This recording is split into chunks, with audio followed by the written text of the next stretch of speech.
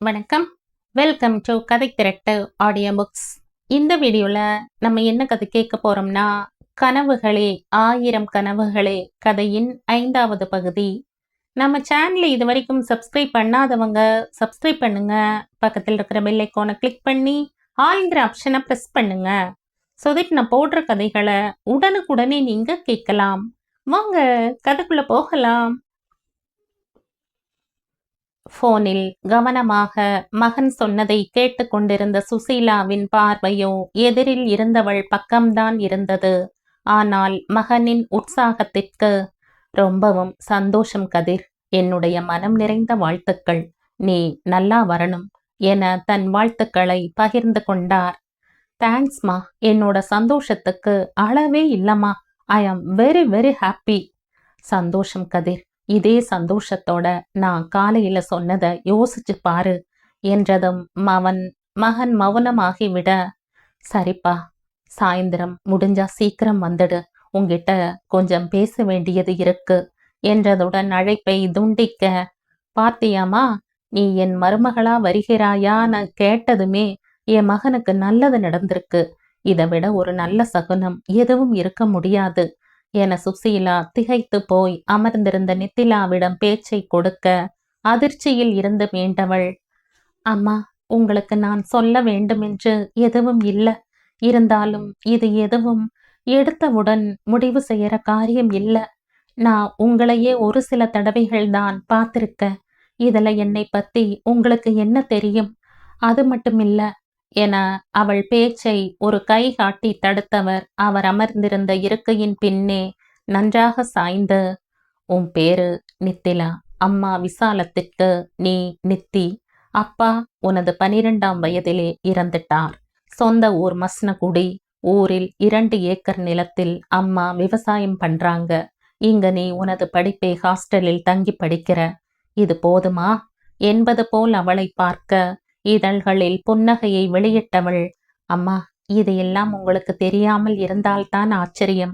இது தெரியாமல் நீங்க என்கிட்ட பேசியிருந்தா இவ்வளவு பெரிய சாம்ராஜ்யத்தை கட்டி ஆள உங்களால் முடிந்திருக்குமா? நீங்க என்னிடம் கல்யாணத்தை பற்றி பேசும் முன்னே இதையெல்லாம் கண்டிப்பாக தெரிஞ்சு வச்சிருப்பீங்கன்னு எனக்கு தெரியும். ஆனால் ஒரு கல்யாணத்திற்கு எனது குடும்ப பின்னணியும் படிப்பும் மட்டும் போதுமானதல்ல. அது உங்களுக்கு புரியும் என்று நினைக்கிறேன். சபாஷ் மருமகளே என்ற கையசைத்தவர், நீதான் எனக்கு பிறகு நீ சொன்ன இந்த சாம்ராஜ்யத்தை கட்டியாள தகுதியான ஆள் என்பதற்கு இது ஒன்று போதாதா என புருவத்தை உயர்த்தி கேட்க, அம்மா, உங்கள் சொத்தை கவனிக்க வேண்டுமென்றால் அதற்கு ஒரு மேனேஜரை நியமியுங்கள்.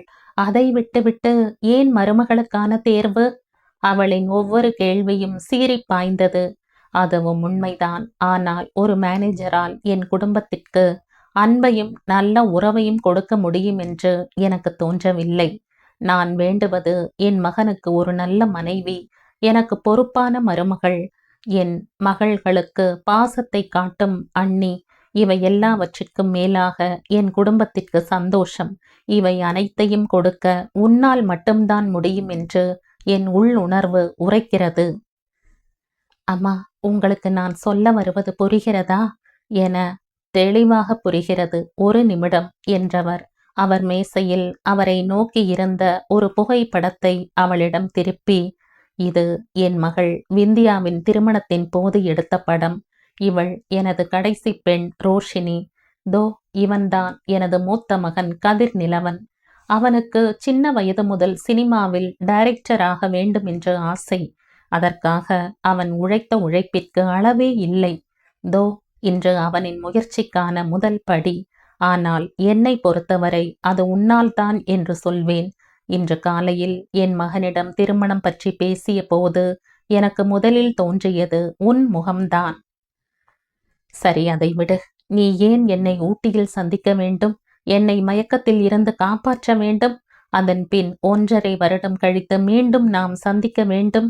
அது மட்டுமல்லாமல் என் கண்களில் தெரிந்த கலக்கத்தை உன்னால் மட்டும் எப்படி புரிந்து கொள்ள முடிந்தது? இவை எல்லாவற்றிற்கும் மேலாக உனது அம்மாவென்ற அழைப்பு, அது நான் பெற்ற பிள்ளைகள் என்னை அழைத்த போது கூட நான் அப்படி ஒரு பரவசம் அடைந்ததில்லை. இவை அனைத்திற்கும் ஒரு காரணம் இருந்தால் அது நீ என் மருமகளாக வேண்டும் என்பது ஒன்று மட்டுமே. எனக்கும் தெரியும், ஒரு திருமணத்திற்கு அடிப்படையான தேவை இரு குடும்பத்தின் சம்மதத்தை விட திருமணமாகப் போகும் இருவரின் சம்மதம்தான் முக்கியம் என்று. எதுவுமே உடனடியாக நடக்கப் போவதில்லை. யோசித்து பதில் சொல். நான் உன் அன்னையிடம் முறைப்படி பேசுகிறேன் என அவள் மனதில் குடைந்ததை அவர் வார்த்தையாக வெளியிட்டதில் அவளுக்கு சற்று நிம்மதி. ஆனாலும் யாரென்றே தெரியாத, இதற்கு முன் பார்த்தே இராத ஒருவனை எப்படி திருமணம் செய்து கொள்ள முடியும் என அவள் மனம் கேட்ட கேள்விக்கு விடை சொல்லத்தான் ஆள் இல்லை. யோசனையுடனேயே அவரிடமும் கௌரியிடமும் விடை பெற்று அவள் ஹாஸ்டலுக்கு வந்துவிட உடை கூட மாற்றத் தோன்றாமல் அப்படியே படுக்கையில் சரிந்தாள்.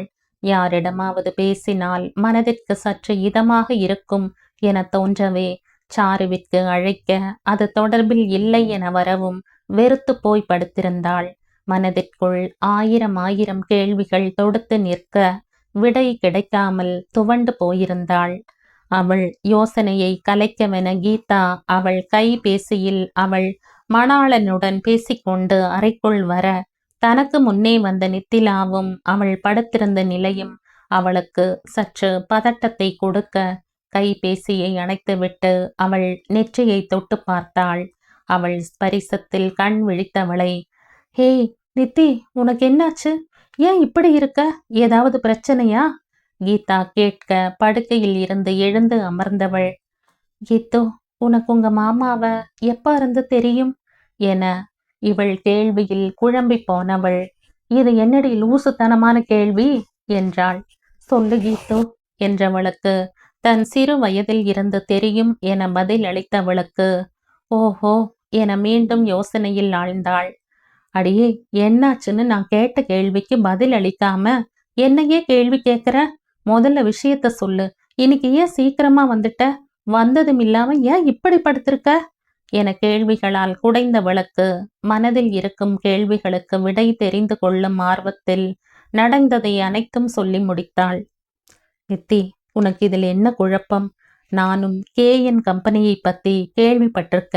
மாப்பிள்ளையும் வேற டைரக்டர்னு சொல்ற. நிறைய ஸ்டார்ஸை பார்க்கலாம். அவ்வளவு பெரிய குடும்பத்துல நீ மருமகளா போக கொடுத்து வச்சிருக்கணும்டி. அதை விட்டுட்டு எதுக்கு மனசை போட்டு குழப்பிக்கிற? என்ன கீத்து சொல்ற? ஒருத்தனை கல்யாணம் செஞ்சுக்க இது மட்டும் போதுமா? நான் இன்னும் அவனை ஒரு முறை கூட பார்த்ததில்ல. அதுக்குள்ள எப்படி திருமணம்? அவன் எப்படி, அவன் குணம் என்ன, எதுவுமே தெரியாம எப்படி திருமண பந்தம் என அவள் குழப்பத்தை வெளியிட, நித்தி, உனக்கு எப்படி சொல்றதுன்னு தெரியல. இப்போ நம்ம சாருவை எடுத்துக்கையன்.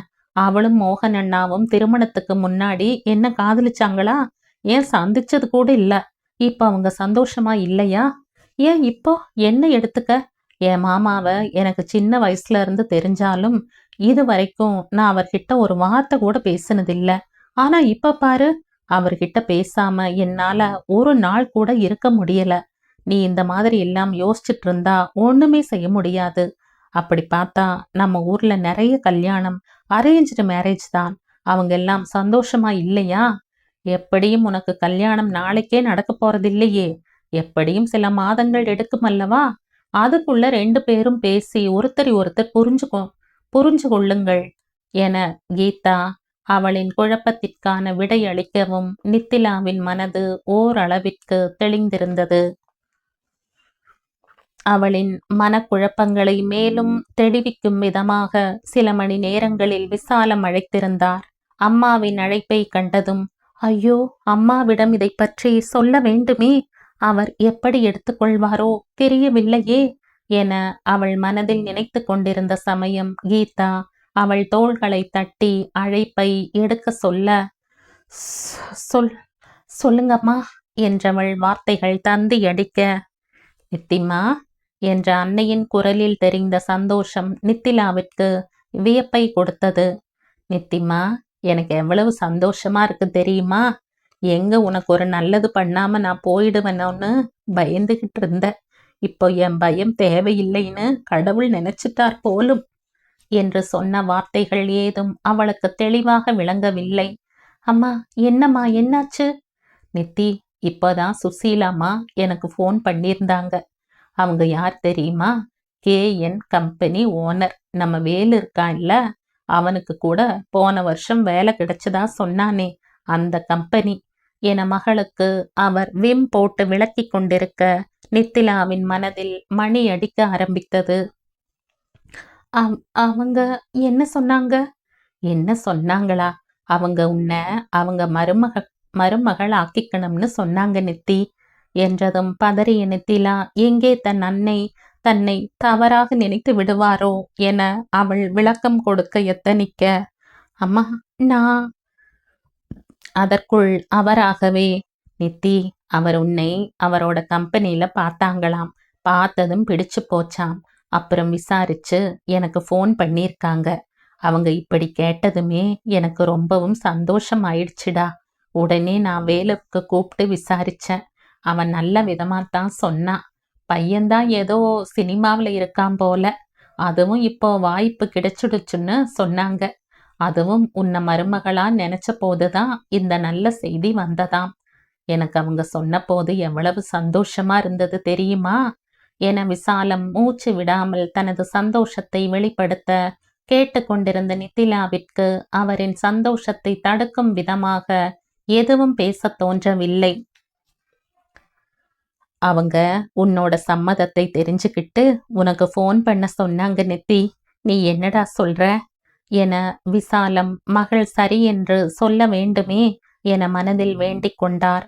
அவருக்கு எப்படியாவது தன் காலம் முடிவதற்குள் தன் மகளுக்கு ஒரு நல்ல வாழ்க்கையை அமைத்து கொடுத்து விட வேண்டும் என்று ஒரே சிந்தனையுடன் இருக்க அதையே மகளிடம் வெளிப்படுத்தினார். இத்தனை நடந்த பிறகு நித்திலாவால் ஏதும் சொல்ல முடியவில்லை. சொல்வதற்கான காரணமும் ஏதும் இருக்கவில்லை. அதனால் சரி என தன் சம்மதத்தை தெரிவிக்க அடுத்த சில நாட்களில் வேலைகள் துரிதமாக நடைபெற்றன. சுசீலா என்ன செய்தாரோ தெரியவில்லை.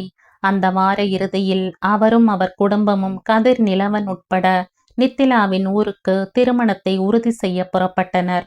இவர்கள் வருகிறார்கள் என அறிவித்ததுமே விசாலம் மகளை முந்தைய நாளே வரவழைத்திருக்க எளிமையான அலங்காரத்துடன் சுசீலாவின் குடும்பத்தின் முன் வந்தாள் நித்திலா. அவள் வந்ததுமே விந்தியா அவள் அருகில் வந்து அழைத்து சென்று தன் அருகில் அமர்த்தி கொண்டாள். அண்ணி, நான் விந்தியா, உங்களோட நாத்தனார். இவள் ரோஷினி, எங்க வீட்டு கடைக்குட்டி என தன்னையும் தன் அருகில் இருந்த தங்கையையும் அறிமுகப்படுத்தினாள். நித்திலா ஒரு புன்னகையுடன் இருவரையும் ஏறிட்டாள்.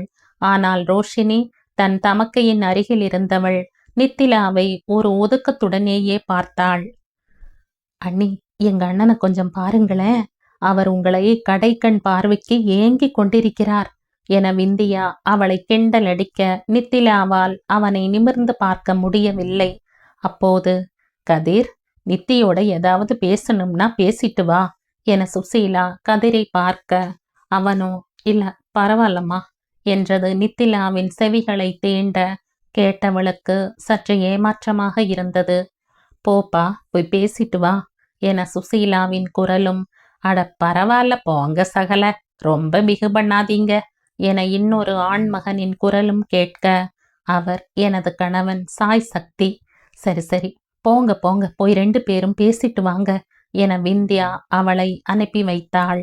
இருவரும் அவர்கள் வீட்டின் பக்கவாட்டில் இருந்த விவசாய தோட்டத்தை ஒட்டிய மரத்தடியில் நின்று கொள்ள நித்திலா முதலில் அவனே பேசட்டும் என மௌனமாக இருக்க அவனும் அதே போல் நினைத்து கொண்டு அவளுக்கு முதுகு காட்டியவாறு நிற்க இருவரில் யார் முதலில் பேசுவதென்று தெரியாமல் நின்றிருந்தனர். வெகு நேரம் மௌனமாக செல்ல கதிரே அவளை நோக்கி திரும்பி, ஹாய், நான் கதிர் நிலவன். என்னை பத்தி முதல்லயே தெரிஞ்சிருக்கும், இருந்தாலும் சொல்லிடுறேன். என்னோட கனவு, ஆசை எக்ஸட்ரா எக்ஸட்ரா இவை எல்லாமே நான் சினிமாவின் டைரக்டர் ஆவதுதான். அந்த கனவு இப்போதான் நிறைவேறியிருக்கு. இனிமேதான் படிப்படியா முன்னேறணும். எனக்கு உங்களை கல்யாணம் செஞ்சுக்கிறதுல எந்த பிரச்சனையும் இல்லை. எனக்கு தேவையானது ஒன்னே ஒண்ணுதான். அது என்னோட வேலையில நீங்க குறுக்கிடாம இருந்தாலே போதும் என அவன் தெளிவாக தன் மனதில் இருப்பதை சொல்லிவிட இப்படி கட் அண்ட் ரைட்டாக பேசும் இவனை நினைத்து ஒரு நிமிடம் தயங்கினாலும் அவன் மனதில் இருப்பதை சொல்லிவிட்டதில் அவளுக்கு சற்று நிம்மதி. தனக்கும் இவனை பார்த்ததும் ஏதும் மனதில் காதல் ரசமெல்லாம் பொழியவில்லை. போக போக பொழிய ஆரம்பித்துவிடும் என மனதிற்குள் நினைத்து கொண்டு அவனுக்கு ஒரு சரியை மட்டும் உதிர்த்தாள். அதற்குள் பெரியவர்கள் அழைக்கவே இருவரும் வீட்டிற்குள் செல்ல, என்னப்பா பேசிட்டீங்களா? 2 பேத்துக்கும் சம்மதமா என சுசீலா விசாரிக்க, கதிர் ஆமாம் என்ற தலையாட்டிய பின், நித்திலா உனக்கு? சம்மதம்மா என்க. அப்புறம் என்ன சம்மந்தி, தட்டை மாத்திக்கலாம் என சுசீலா எழுந்து நிற்க, விசாலம் தயங்கி, இல்ல நித்திக்கிட்டையே என இழுக்க, சம்மந்தி நானும் கணவனை இழந்தவள்தான், உங்கள் மனது சொல்வதை கேளுங்கள் என அவர் குரலில் கம்பீரம் வெளிப்பட, விசாலம் அதற்கு பின் மறுப்பு சொல்லாமல் தாம்பூலத்தை பெற்றுக்கொண்டார். அதற்கு பின் விரைவாக திருமண நாள் குறிக்கப்பட வேலைகள் வேகமாக நடந்தேறின. திருமண நிச்சயத்திற்கு பின் நித்திலா மீண்டும் சென்னை வந்துவிட அவளுக்கு நாட்கள் எந்த மாற்றத்தையும் கொடுக்கவில்லை. வழக்கமானதை விட 1-2 விஷயங்களை தவிர. அது சுசீலா திருமணத்திற்கென உடைகள் நகைகள் வாங்க அவளை அழைக்க, அந்த செய்தியை பகிர்ந்து கொள்ள கதிர் நித்திலாவுக்கு அழைத்தது மட்டுமே. அப்பொழுதும் ஏதும் ஆசை வார்த்தைகளோ இல்லை காதல் மொழிகளோ ஏதும் பேசவில்லை. இதுதான் விஷயம். அம்மா அழைத்தார்கள், எனக்கு வேலை இருக்கிறது, போனை வைத்து விடுகிறேன் என்றதுடன் அவன் அழைப்பு முடிந்துவிடும். ஒரு சில சமயம் நித்திலாவுக்கு கீதாவை பார்க்கும்போது ஏக்கமாக இருக்கும். ஆனால் அவள் மனதில் எல்லோரும் ஒரே மாதிரி இருக்க மாட்டார்கள். திருமணத்திற்கு பின் ஏதேனும் மாற்றம் வரலாம் என நினைத்து கொண்டு நாட்களை கடத்தினாள். ஆனால் அவளுக்குள் சந்தோஷமான கல்யாண வாழ்க்கையை வாழ வேண்டும் என்ற கனவுகள் தினமும் இரவை நிறைத்தன. அண்ணி அண்ணி என்ற விந்தியாவின் குரலில் நிகழ்காலத்திற்கு வந்தவள், தோ வந்துட்ட, ஒரு நிமிஷம் என்ற கதவை திறக்க அவளின் எளிமையான அலங்காரத்தில் தேவதையாக தெரிந்தவளை பாராட்டியவாறு விந்தியா மணவரைக்கு அழைத்து சென்றாள். கண்கள் காணும் காட்சிகள் யாவும் நிஜமாக இருக்கும் என்று ஏமாந்து விடாதே. எதுவும் நிஜமும் இல்லை, நிரந்தரமும் இல்லை. மணமகளுக்கே உரித்தான நாணத்துடனும் இனிய படபடப்புடனும் மெல்ல மணமேடையை நோக்கி அடியெடுத்து வைத்து கதிர் நிலவனின் பக்கம் அமர்த்தப்பட்டாள் நித்திலா.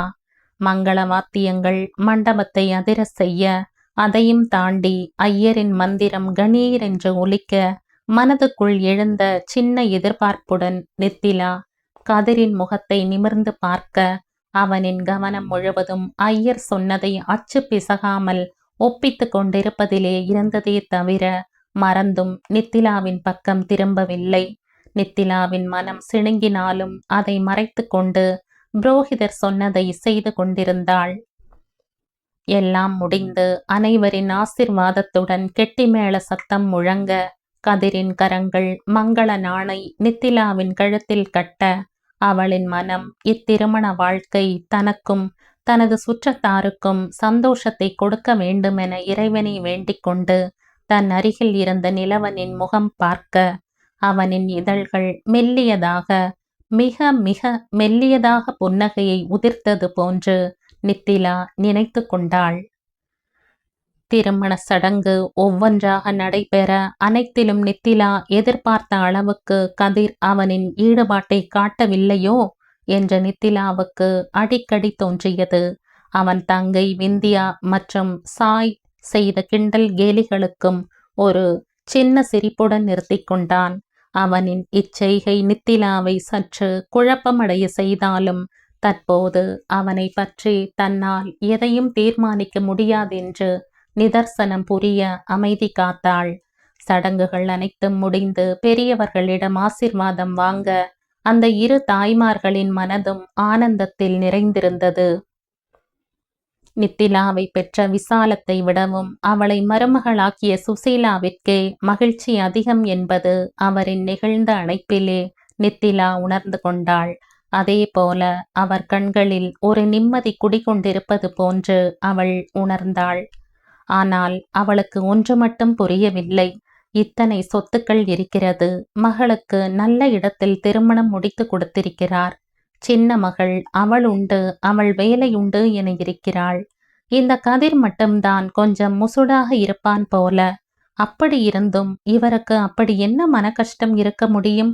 நடப்பது அனைத்தையும் பார்க்கும்போது நித்திலாவுக்கு ஏதோ புரியாத புதிராக இருந்தது. மாலை வரவேற்பு இருப்பதால் முக்கியமான சொந்தங்களுடன் திருமண தம்பதிகள் கதிரின் வீட்டுக்கு அழைத்து செல்லப்பட்டனர். சுசீலா நித்திலாவை பூஜை அறைக்கு அழைத்து சென்று விளக்கேற்ற சொல்ல அவளும் விளக்கேற்றி மனமுருக வேண்டிக் கொண்டாள். கடவுளை சேவித்து விட்டு கண்களை திறந்தவள் எதிரில் சுசீலா கலங்கிய கண்களுடன் நிற்பதை பார்க்க பதறி, என்னாச்சு என்னாச்சுமா? ஒண்ணுமில்லடா, எனக்கு ரொம்பவும் சந்தோஷமா இருக்கு, அதான் என்றவர் கண்ணீரை உள்ளிழுத்து கொண்டு, இத இப்போதே சொல்ல வேண்டாம்னு நினைச்சேன். ஆனா நித்திமா, என் கணவர் இறந்த இந்த 13 வருஷத்துல சின்னஞ்சிறுசுகளா இருந்த பிள்ளைகளின் எதிர்காலத்திற்காக தொழில்னு அதிலேயே கவனமா இருந்துட்டேன். அதனால பிள்ளைகள் என் மேல ஒட்டுதல் இல்லாம அப்படியே வளர்ந்துட்டாங்க. கதிர், விந்தியா கூட ஏதோ அந்த 2 வயசுல புரிஞ்சுக்கிட்டாங்க. ஆனா சின்னவள் ரோஷினி என்கிட்ட கூட வரதில்லடா. எனக்கு போதும்னு இருக்கு. போதும், நான் தொழில்ல சம்பாதிச்சது, அதனால பிள்ளைகளின் அன்பு பாசம் அவர்கள் அருகாமை என நான் நிறைய இழந்துட்டேன். எல்லாத்தையும் மாப்பிள்ளைகிட்ட கொடுத்துட்டு நான் வீட்டோட இருந்துக்கிறேன். எனக்கு என் குடும்பம்தான் முக்கியம். அதை நான் எதுக்காகவும் இனிமே விட்டு கொடுக்கறதா இல்லை. இனி நீதாண்டா இந்த குடும்பத்துக்கு எல்லாம். என்னடா அது, வந்ததும் உனக்கு இவ்வளவு பெரிய சுமையை கொடுக்கிறேன்னு நினைச்சுக்காத நித்தி என அவர் முடிக்கும் முன்னர், ஐயோ அம்மா, என்னது இது, சுமைன்னு பெரிய வார்த்தையெல்லாம் சொல்லிக்கிட்டு, இது என் கடமை அம்மா. இனி இது என் குடும்பம். என் குடும்பத்தை பார்த்துக்கிறது எனக்கு சுமையாகுமா? இனிமே இப்படியெல்லாம் சொல்லாதீங்க. நித்திலா பெரியவரின் மன வருத்தத்தை போக்க முயல, எனக்கு தெரியும்டா, அதனாலதான் உன்னை பார்த்ததும் என் உள்ளுணர்வு எடுத்து சொல்லி இருக்கு. எனக்கும் மேல நம்பிக்கை இருக்கு நித்தி. சரி வா, வெளியில எல்லாரும் காத்துக்கிட்டு இருப்பாங்க என இருவரும் வெளியில் வந்தனர். எங்கடா விந்தியா, கதிரை காணோம்? பால் பழம் சாப்பிடணும் தானே. அதற்குள் அவன் எங்க போயிட்டா? சின்னவளையும் காணோம், மண்டபத்துல பார்த்தது என வரவேற்பறையில் கதிர் இல்லாததைக் கண்டு சுசீலா கேள்வி எழுப்ப, அண்ணாவுக்கு ஏதோ ஃபோன் வந்ததுன்னு எழுந்து போயிட்டார்மா, இப்ப வந்துடுவார். ரோஷினி அவ ரூம்ல இருப்பா, அவளுக்கு தான் இந்த கூட்டம் எல்லாம் பிடிக்காதே. சுசீலா நித்திலாவை, இதுதாண்டா என் குடும்பம் என்பதை போன்று ஒரு பார்வையை அவள் புறம் வீசினாள். கிட்டத்தட்ட 20 நிமிடங்கள் கழித்து திரும்பி வந்தவன் அன்னை சொன்னதை செய்துவிட்டு மீண்டும் கையில் போனை எடுத்துக்கொண்டு வெளியே சென்று விட்டான். நித்திலாவிற்கு இவனின் செய்கையை கண்டு மனதில் எழுந்த பல கேள்விகளை புறம் தள்ளிவிட்டு விந்தியாவுடன் உரையாடி கொண்டிருந்தாள். சிறிது நேரம் கழித்து சுசீலா நித்திலாவை கொஞ்சம் ஓய்வெடுக்க சொல்லி அனுப்ப விந்தியா காட்டிய அறையில் சென்று படுத்து கொண்டாள். நித்திலாவின் மனதில் இப்போது மூலையில் தள்ளிய கேள்விகள் மீண்டும் படையெடுக்க ஆரம்பித்தன. கதிரின் ஒதுக்கம், சுசீலாவின் வருத்தம் அனைத்தும் அவளை குழம்ப செய்ய, எப்படி தன்னால் இவற்றையெல்லாம் சமாளிக்க முடியும் என்று புரியாமல் விழித்தாள். தான் இக்குடும்பத்தில் அடியெடுத்து வைக்க காரணமாக இருந்த கணவன் இதுவரை தன்னிடம் ஒரு வார்த்தை சரியாக பேசவில்லை. ஆனால் தன்னை பிடிக்காது போன்றும் அவன் நடந்து கொள்ளவில்லை. அவன் செய்த ஒவ்வொரு காரியத்திலும் அவனின் கடமை தெரிந்தது.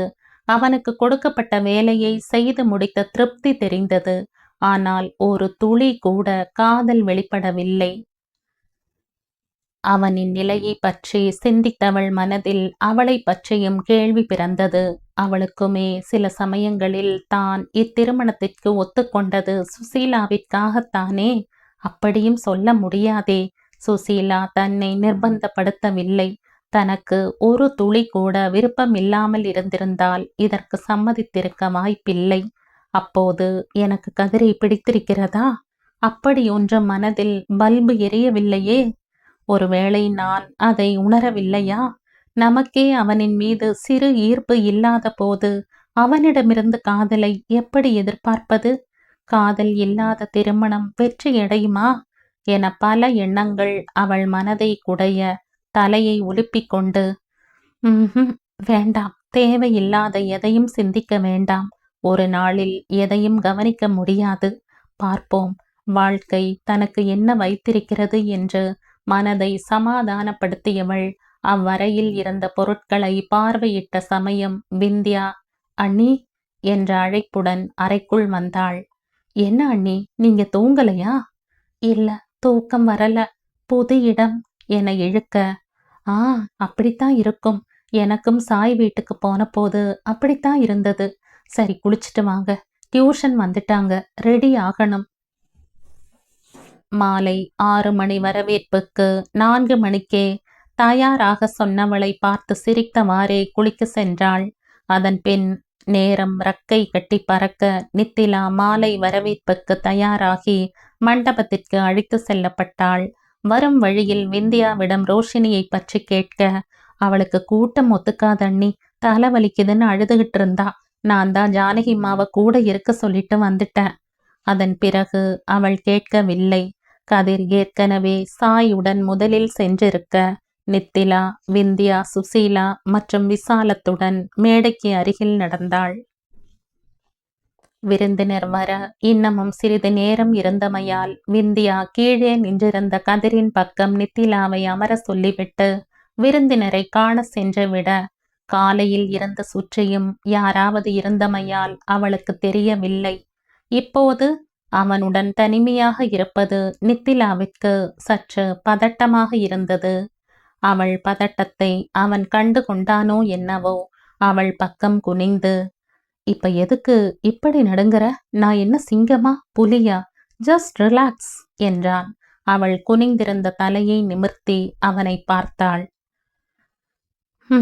காலையில் இருந்து இவன் பேசும் முதல் வார்த்தை, இதை கொஞ்சம் நல்ல விதத்தில் சொன்னால் குறைந்தா போய்விடுவான்? முசுடு முசுடு என மனதில் அவனை திட்ட, அவனோ அவளை சிறிதும் கண்டுகொள்ளாமல் அவன் அலைபேசியை நோண்டிக் கொண்டிருந்தான்.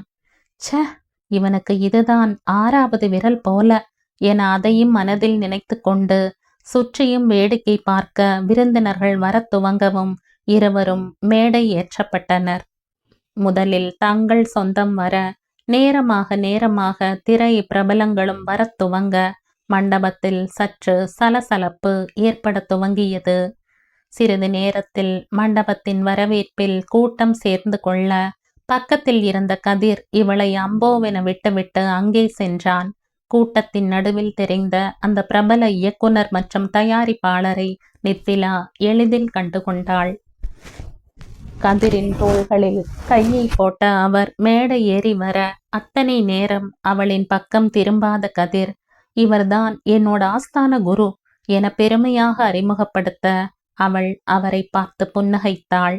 அது போதாதென்று கதிர் அவளின் இடது கையை பிடித்தெழுக்க அவள் தடுமாறி நிற்க, மீண்டும் அவள் கையை பிடித்தெழுத்தவன் செய்ய வருவதை புரிந்து கொண்டு அவனுடன் சேர்ந்து அந்த இயக்குனரின் காலில் விழுந்தாள்.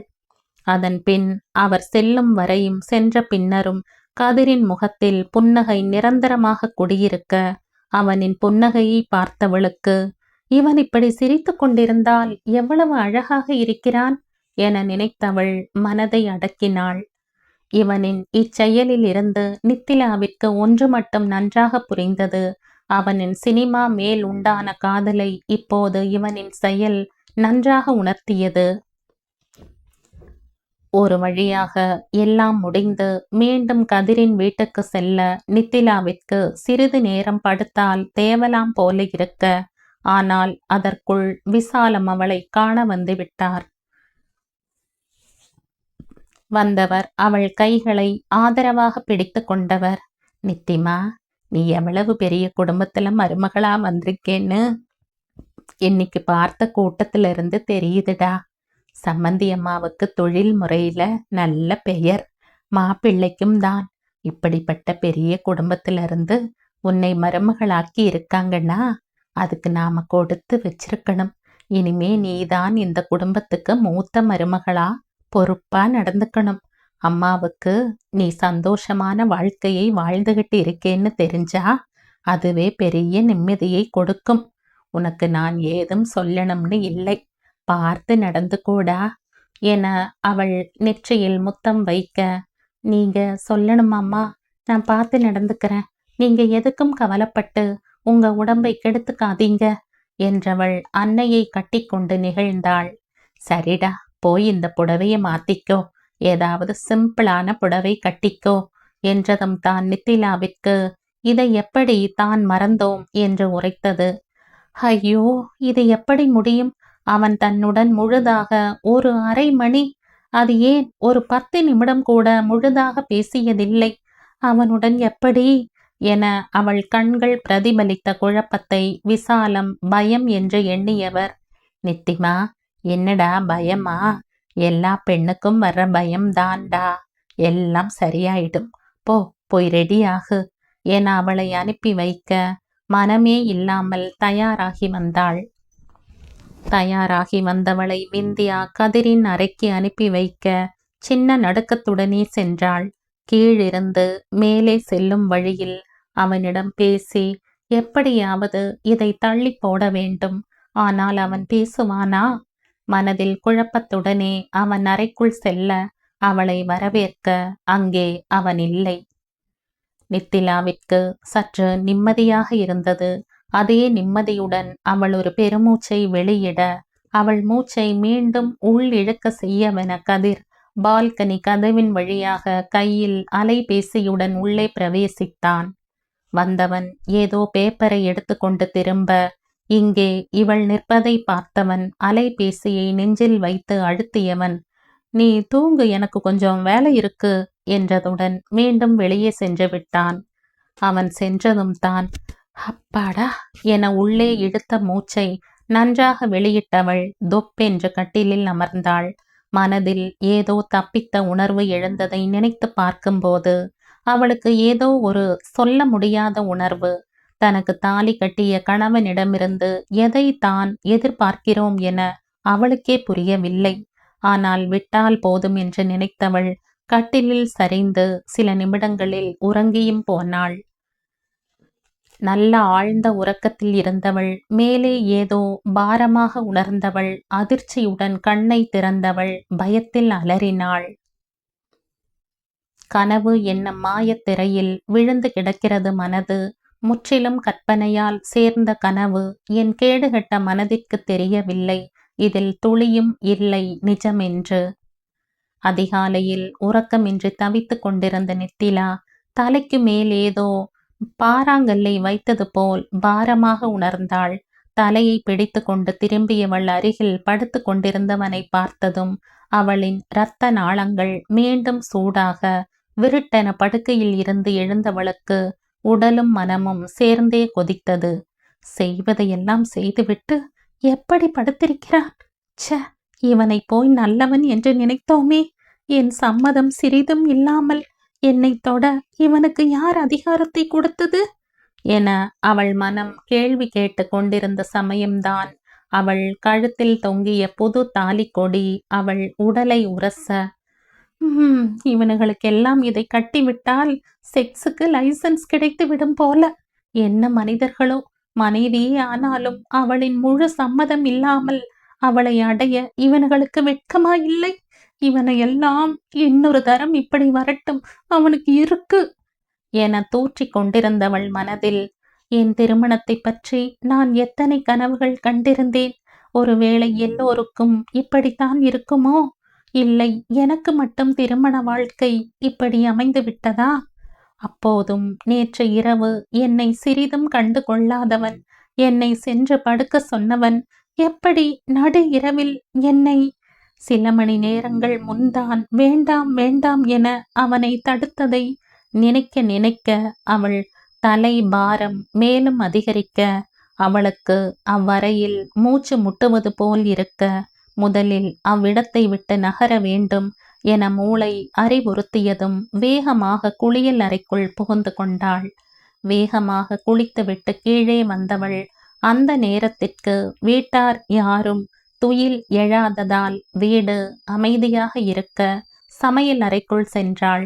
கொஞ்சம் காஃபி குடித்தால் தலைவலி சற்று மட்டுப்படும் என நினைத்தவளுக்கு எந்த பொருள் எங்கிருக்கிறது என தெரியவில்லை. கிச்சன் அலமாரிகளை ஆராய்ச்சி செய்து கொண்டிருந்தவளை, என்ன கண்ணு வேணும், என்கிட்ட சொல்லு, நான் எடுத்து தரேன் என அங்கே வந்தார் ஜானகி. அமைதியாக இருந்த இடத்தில் திடீரென்று ஜானகியின் குரல் கேட்கவே வெடுக்கென திரும்பியவள் கிச்சன் மேடையில் கால் முட்டியை இடித்து கொண்டாள். ஆ முட்டியை பிடித்து கொண்டு அங்கிருந்த டைனிங் டேபிள் சேரில் அமர்ந்து கொண்டாள். ஐயோ, என்னடா ராசாத்தி, மெதுவா திரும்ப கூடாது, எங்க காட்டு பார்க்கலாம் என்றார்.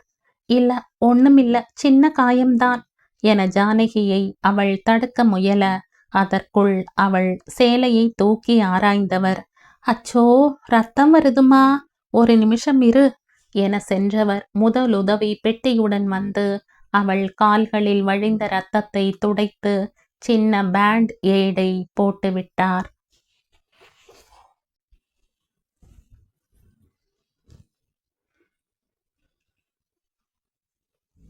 இந்த கதையின் தொடர்ச்சியை அடுத்த பதிவில் கேட்கலாம். நன்றி.